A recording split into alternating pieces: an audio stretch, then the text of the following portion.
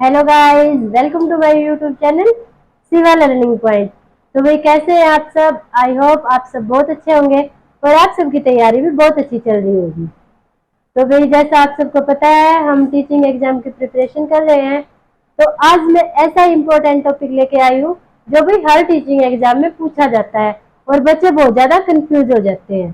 ठीक है, तो आज मैं बिल्कुल इजी वे में पढ़ाऊंगी और मेरी गारंटी है कि आप ये पढ़ने के बाद आप इसको फिर लाइफ में कभी भी भूल नहीं पाएंगे। ठीक है, हम चीजों को रटेंगे नहीं, याद करेंगे। ठीक है, तो आज हम क्या पढ़ेंगे? सामाजिक अधिगम सिद्धांत। क्या पढ़ेंगे भाई? सामाजिक अधिगम सिद्धांत। ठीक है, अधिगम के बहुत सारे सिद्धांत हैं, ठीक है, जो हम एक एक करके पढ़ेंगे। तो आज हम पढ़ेंगे सामाजिक अधिगम सिद्धांत। ये भाई सबसे पहले दिया किसने है? ठीक है, किसने दिया है भाई? बंडूरा ने दिया है। किसने दिया है? बंडूरा ने दिया है। जहां भी बंडूरा का जिक्र आ जाए तो आप समझ जाना कि भाई वो उसने सामाजिक अधिगम का सिद्धांत दिया है। जो बंडूरा था ना भाई, एक बहुत ही सामाजिक किस्म का इंसान था। सबसे मिलना जुलना, सबसे प्यार प्रेम से पेश आना, मतलब इस टाइप से रहता था। वो बहुत ही सामाजिक प्राणी था। ठीक है, तो उसी ने सामाजिक अधिगम का सिद्धांत दिया है। उसने क्या कहा कि बच्चा है या फिर कोई भी जीव है, वो किससे सीखता है भाई? समाज में रह के समाज से सीखता है।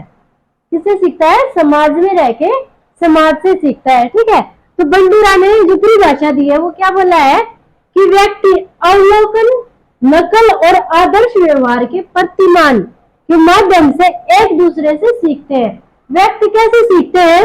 अवलोकन करके। ठीक है, कोई कोई काम कर रहा है उसको देख के, फिर उसकी नकल करके, फिर उसको अपना आदर्श बना के।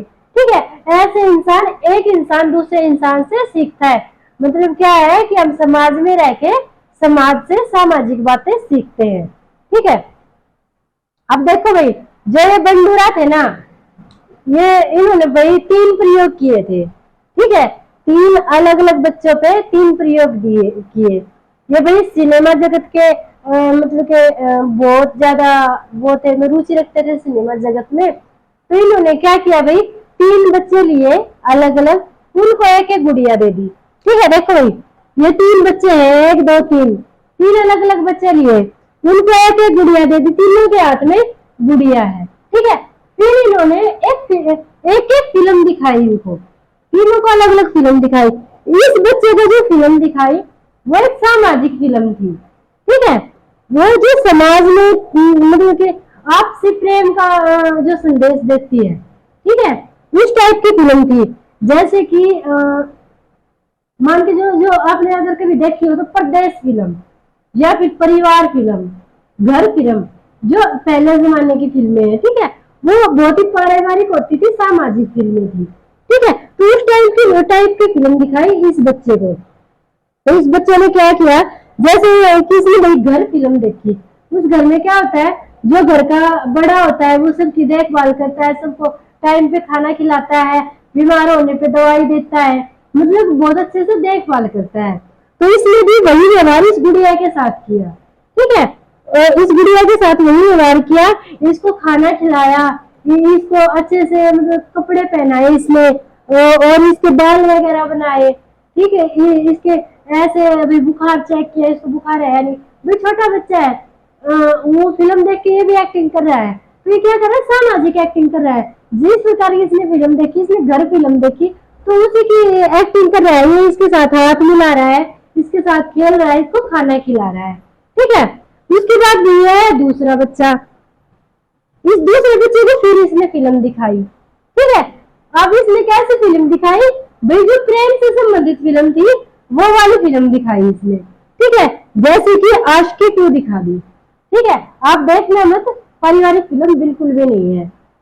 मैं वैसे आपको बता रही हूँ, उसमें क्या है, रोमांस ज्यादा है। तो इस बच्चे ने जब वो फिल्म देखी तो इसने उस गुड़िया के साथ वैसा ही व्यवहार किया, इसको सहला रहा है, इसको किस कर रहा है। ठीक है, उसी प्रकार का व्यवहार इसने इस गुड़िया के साथ किया, जैसे आशिकी 2 में इमरान हाशमी कर रहा है। ठीक है, तो क्या है, उसका प्रभाव पड़ा, इसको प्रेम की फिल्म दिखाई तो वैसा ही प्रभाव पड़ा। अब इसकी बारी आती है। ठीक है, इसको इसने हिंसात्मक फिल्म दिखाई। ठीक है, हिंसात्मक फिल्म दिखाई जिसमें मार काट हो रही है, बिल्कुल एक दूसरे को मार रहे हैं। जैसे इंग्लिश में मूवी है रेवेंज, ठीक है, तो उस टाइप की मूवी दिखाई।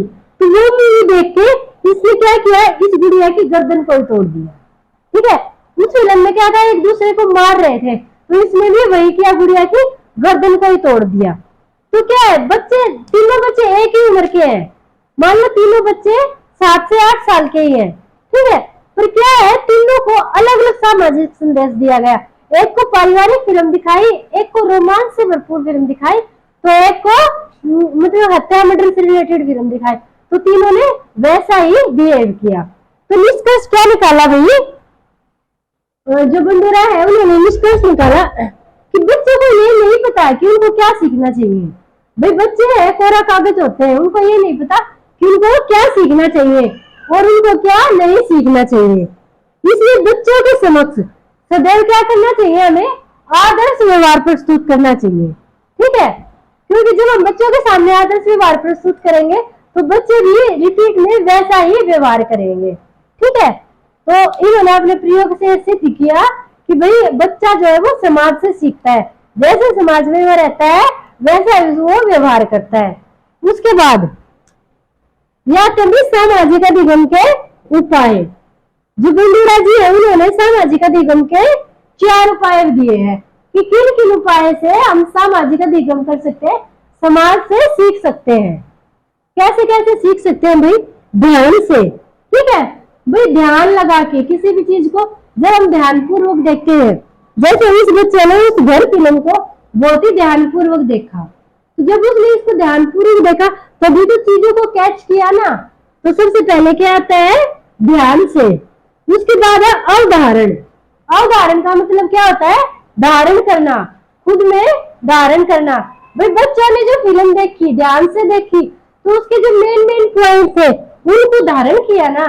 अब ये बच्चा अपने अंदर इमरान हाशमी की आत्मा ले आया फिल्म को देख के, कैसे इसने उन तथ्यों को अपने अंदर धारण किया है, ठीक है। तो ये आ जाती है अवधारणा।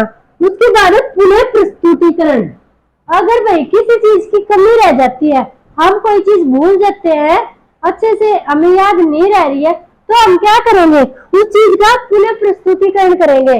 क्लास में अध्यापक है, बच्चों को कुछ सिखा रहा है, बच्चे उस चीज को नहीं समझ पा रहे, तो अध्यापक क्या करेगा, उसके सामने दोबारा से उस चीज को प्रस्तुत करेगा, ठीक है। तो वो क्या हो जाएगा, पुनः प्रस्तुतिकरण। उसके बाद आता है पुनर्बलन। पुनर्बलन का मतलब क्या होता है कि बच्चे ने कितना सीखा है, ठीक है। जो भी चीजें वो देख रहा है उससे बच्चे ने कितना सीखा है, वो चीज किस में आ जाती है, पुनर्बलन में आ जाती है। तो ये तो देखिए सामाजिक अधिगम के उपाय कौन कौन से है, ध्यान, अवधारण, पुनः प्रस्तुतिकरण, पुनर्बलन। उसके बाद लास्ट पॉइंट आता है सामाजिक अधिगम के कारक, ठीक है। सामाजिक अधिगम को कारक कौन कौन से कारक प्रभावित करते हैं, कहां कहां से प्रभावित होता है जब बच्चा समाज से सीखता है, क्या क्या चीजें उसमें प्रभाव डालती है, वो सारी चीजें देखेंगे। तो सबसे पहले क्या आता है, अभिप्रेरणा। अभिप्रेरणा क्या होती है, मोटिवेशन। अगर बच्चे को कुछ भी सीखने के लिए मोटिवेट किया जाए तो वो उन चीजों को अच्छे से सीख पाएगा। जैसे अगर कोई बच्चा पढ़ रहा है, उसको मोटिवेट किया जाए कि अगर आप पढ़ोगे तो आपको अच्छी जॉब मिलेगी, अच्छी जॉब मिलेगी, आपके पास बहुत सारी फैसिलिटी होंगी, ऐशो आराम होंगे, तो बच्चे को मोटिवेट किया जा रहा है, तो बच्चा पढ़ाई में और ज्यादा रुचि लेगा, ठीक है। तो सीखने का आपको कौन प्रभावित करता है, मोटिवेशन, अभिप्रेरणा, जो कौन से प्रेरित करता है। उसके बाद क्या आता है, स्वनियंत्रण, मतलब सेल्फ का कंट्रोल, ठीक है। हम जो समाज से सीखते हैं तो हमारे अंदर खुद का कंट्रोल भी होना चाहिए। अब जैसे भाई मुझे बहुत ज्यादा भूख लगी है, मेरे पास पैसे नहीं है, मेरे पास 2 ऑप्शन है, एक तो मैं दुकानदार से ऐसे बोलूं कि भाई मुझे भूख लगी है, मेरे पास पैसे नहीं है, क्या आप मुझे एक ब्रेड दे दोगे, और दूसरा मेरे पास ऑप्शन है कि मैं दुकानदार को अपनी बातों में उलझा के और फिर चोरी करके ब्रेड खाऊं। तो मेरा खुद पे अगर नियंत्रण होगा तो मेरी आत्मा बोलेगी कि नहीं भाई मुझे चोरी नहीं करनी है, मैं मांग के खाना पसंद करूंगी, ठीक है। तो यही है कि समाज से सीखने के लिए हमें हमारा खुद पे नियंत्रण होना भी जरूरी है। हमें पता है चोरी करना पाप होता है, अगर हम भी भूख में खुद पे नियंत्रण खो देंगे और ये कहेंगे पहले तो बस भूख मिटानी है, चाहे चोरी करके मिटाए चाहे कैसे भी मिटाए, तो भाई वो हमारा खुद पे नियंत्रण नहीं रहा। क्या हम सीख पाएंगे कि भाई चोरी करना पाप होता है? नहीं सीख पाएंगे, हम चोरी कर लेंगे। तो क्या है, खुद पे नियंत्रण होना चाहिए कि हमें ये गलत काम है, हमें ये बिल्कुल भी नहीं करना है। चाहे कुछ हो जाए, थोड़ी देर भूखा रह लेंगे, अगर भी मांगने से नहीं वो दे रहा है तो थोड़ी देर भूखा रह लेंगे, घर जाके खा लेंगे, तो चोरी नहीं करेंगे। तो ये क्या है, ये स्वनियंत्रण है। उसके बाद में स्वविवेक, भाई हमारे अंदर स्वविवेक की भावना भी होनी चाहिए। अब मान लो भैया आप एग्जाम सेंटर पे एग्जाम देने जा रहे हो, ठीक है, वहीं पे मान लो किसी का एक्सीडेंट हो गया, किसी अदर पर्सन का एक्सीडेंट हो गया, आपके पास दो ऑप्शन है, या तो आप इग्नोर करके अपना एग्जाम देने चले जाओ, आपने पूरा साल तैयारी की है उसकी, या फिर भी आसपास मान लो कोई भी नहीं है, आप उस जो अदर पर्सन है उसकी हेल्प करोगे, उसको हॉस्पिटल तक पहुंचाओगे, इससे उसकी जान भी बच जाएगी।